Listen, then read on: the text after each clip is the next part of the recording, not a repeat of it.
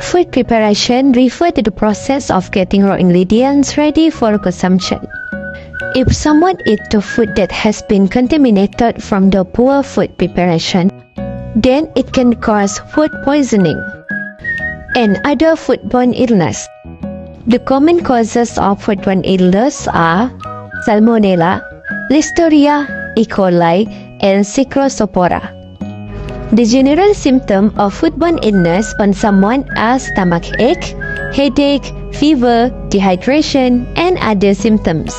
Based on the statistics by the Center for Disease Control and Prevention, estimate that about 48 million people get sick, 128,000 are hospitalized, and 3,000 die each year from the foodborne pathogens in the United States. Today, we from the Sweetest will present to you the do's and don'ts in food preparation.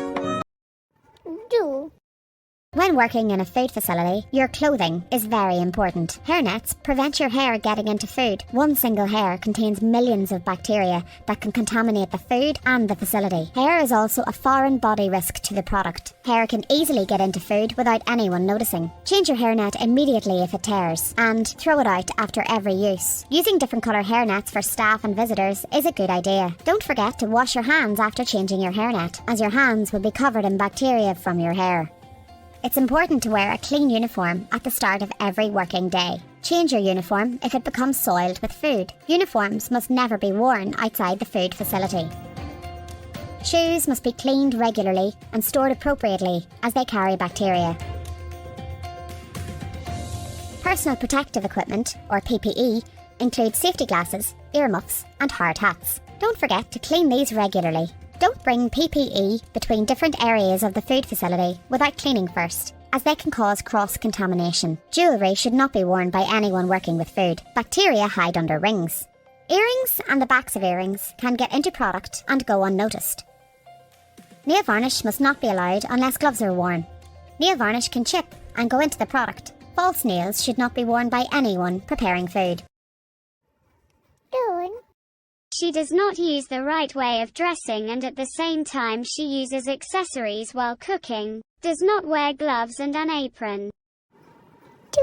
Fortunately, Terrence kept his raw meat and produce separated. He keeps his vegetables separate from his raw meat. And he's careful to keep the cutting board and utensils used for the meat away from his raw vegetables. Could have cross-contaminated the head of lettuce. These bacteria can come from the juices of raw meat, or even just the products or product packaging touching when no visible juices are present. He can spread this bacteria from the meat to his utensils, his vegetables, and his kitchen towel. If he does not wash his hands well after touching the meat, cross-contamination is far more likely. Wash your hand before and after you handle food or utensils by following step by World Health Organization. Step 1. Wet your hand with water. Apply enough soap to cover your hand. Step 2. Rub your hands together. Use one hand to rub the back of the other hand and clean it between the fingers. Step 3. Rub and clean the thumb and each finger. Rub and clean the tips of the fingers over the palm of the opposite hand in a circular motion. Step 4. Rub and clean the wrist. Step 5. Rinse your hands and wrists thoroughly with clean water.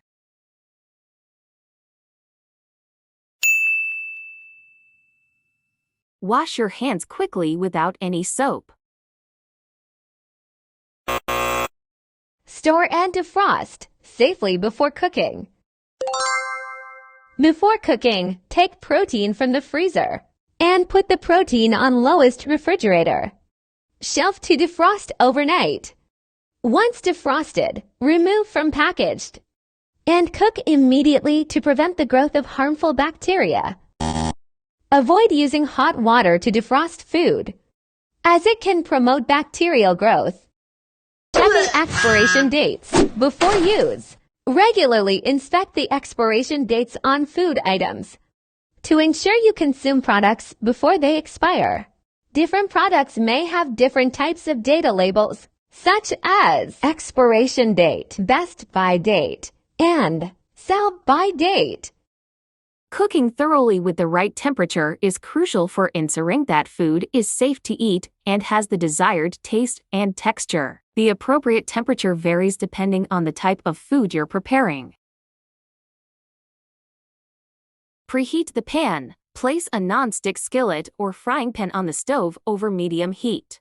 Ensure that sausages are cooked to the recommended internal temperature to kill harmful bacteria. Use a meat thermometer to confirm that they have reached the appropriate temperature, for example, 160F or 71C for sausages. When serving sausages, use clean plates and utensils. Avoid using the same plate that held raw sausages for serving cooked ones, unless it has been thoroughly washed.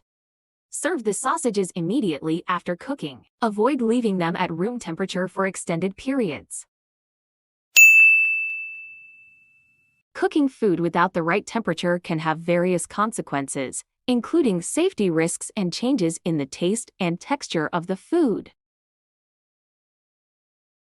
Cooking at insufficient temperatures may not kill harmful bacteria, viruses, or parasites present in the food. Inadequate cooking temperatures might allow harmful microorganisms to survive or even multiply in the food. This increases the risk of foodborne pathogens reaching levels that can cause illness. Serving food in unsanitary conditions, such as dirty plates, utensils, or serving areas, can introduce contaminants to the food.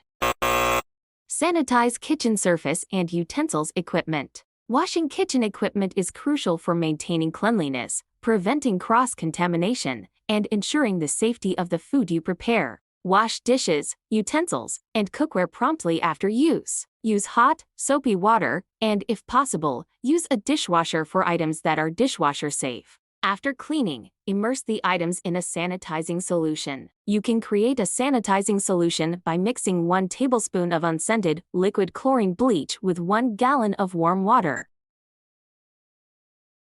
Allow the items to air dry. Avoid using a towel, as it may introduce contaminants.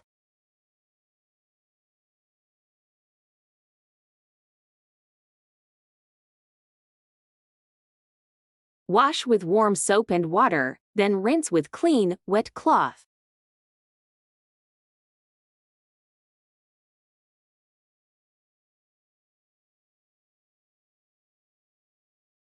Wash again with a sanitizer spray and let dry for 30–45 seconds.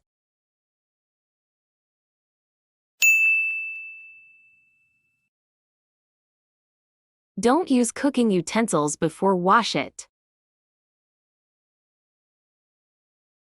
If utensils are not cleaned regularly, harmful bacteria can grow and spread, leading to foodborne illnesses. Don't sanitize kitchen surface.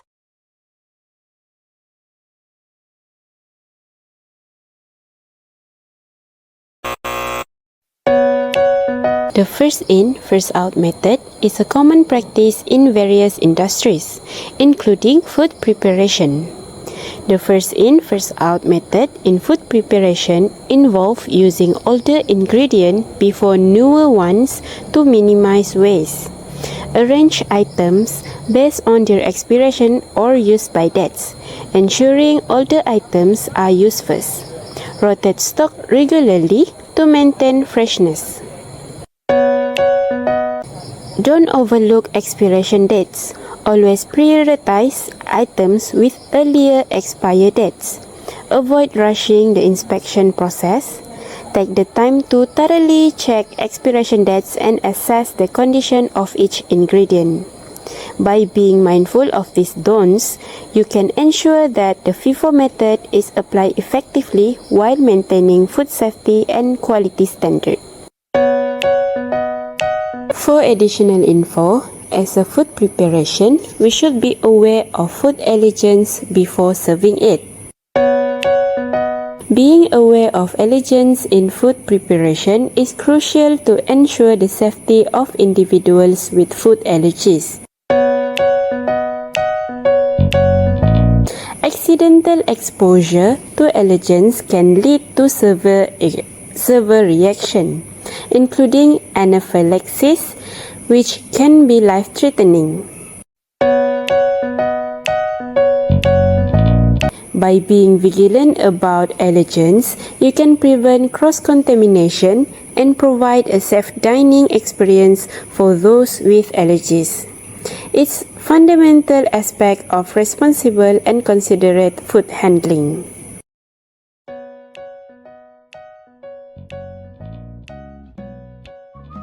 So, in conclusion, good food hygiene is essential to make sure that the food you serve is safe to be eaten. Good food hygiene also means you know how to avoid the spread of bacteria when preparing and cooking the dishes. Improper food preparation practice can cause food poisoning and other foodborne illness. Last but not least, one who maintains cleanliness keeps diseases away.